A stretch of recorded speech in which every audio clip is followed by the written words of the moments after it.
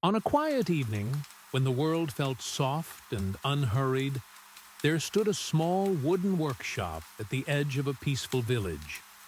The air was warm, and the sky slowly shifted from pale blue to deep shades of violet. Inside the workshop, an old woodcarver named Geppetto worked gently by candlelight, his movements slow and careful, as if he didn't want to disturb the calm of the night.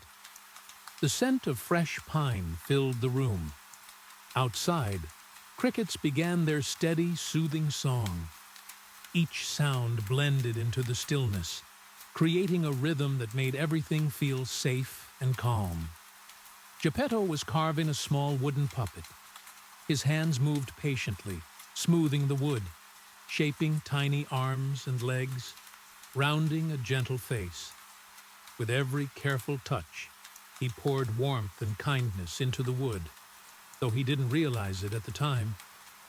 When the puppet was finished, Geppetto leaned back and smiled softly. "I will call you Pinocchio," he whispered, his voice barely louder than the flickering flame of the candle. Feeling a quiet happiness, Geppetto placed Pinocchio on a small chair near the window. The moon had risen high, bathing the room in silver light. The old man yawned, his eyelids growing heavy, and soon he drifted into a peaceful sleep in his chair. The workshop grew silent. As the moonlight touched Pinocchio's wooden face, something gentle stirred within him. Not a sudden movement, not a loud surprise, just a soft awareness, like waking from a pleasant dream. Pinocchio slowly opened his eyes and looked around. Everything felt calm. He noticed the warm glow of the candle, the quiet breathing of Geppetto, and the soft night sounds drifting through the open window. Pinocchio didn't feel afraid. Instead, he felt curious and strangely peaceful. A gentle shimmer of light appeared near the window, floating like a firefly. From it emerged a kind, glowing figure, the Blue Fairy. Her voice was calm and soothing, like a lullaby carried by the wind. "Pinocchio," she said softly, "you have been given life." Pinocchio listened quietly, his wooden body still and relaxed. "To become a real boy," the fairy continued, "you must learn kindness, honesty, and patience." Pinocchio nodded slowly. He didn't rush to move or speak. He simply listened, feeling safe under the soft glow of the fairy's light. Before leaving, the fairy smiled and whispered, "Rest now. Tomorrow, your gentle journey will begin." And just like that, she faded into the moonlight. Pinocchio sat quietly through the night, listening to the slow ticking of a clock, the breeze rustling the curtains, and the steady rhythm of the world around him. By morning, the sunlight warmed the workshop, and Geppetto awoke to find Pinocchio standing gently beside him. Joy filled the little room.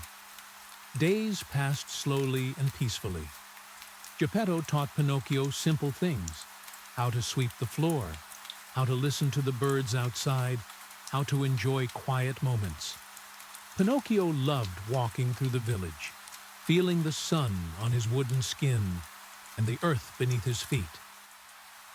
But one calm afternoon, Pinocchio wandered a little too far. The path led into a forest where tall trees swayed gently, their leaves whispering soft secrets to one another. The forest wasn't frightening. It felt like a place meant for wandering thoughts and slow steps. As Pinocchio walked, he met a talking cricket sitting on a smooth stone.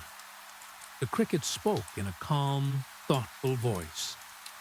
"Remember," the cricket said gently, "there is no need to rush. Listen more than you speak. Choose kindness, even when the path feels uncertain." Pinocchio thanked the cricket and continued walking, his steps slow and thoughtful. Further along, he encountered new sights: soft moss beneath his feet, beams of sunlight filtering through the trees, and distant birds calling to one another. Everything felt like a dream unfolding at its own pace. As evening approached, Pinocchio found himself near a quiet seaside town. The sound of waves was steady and calming, washing away any worry. He sat on a wooden dock, watching the moon reflect on the water. It was there that Pinocchio met a gentle fisherman who spoke of patience and the beauty of waiting. Pinocchio listened carefully, feeling his wooden heart grow warmer with understanding. Eventually, Pinocchio realized it was time to return home. His journey back was slow and peaceful. The forest welcomed him again. The village lights glowed softly in the distance, and Geppetto's workshop stood exactly where it always had, warm and safe. Geppetto embraced Pinocchio with quiet relief. "I worried about you," he said gently. "I'm learning," Pinocchio replied, his voice calm and sincere. That night, as Pinocchio rested by the window, the blue fairy returned.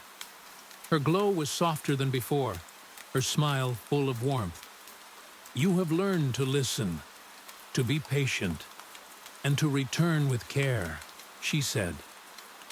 "These are the signs of a gentle heart." Pinocchio felt a deep sense of calm wash over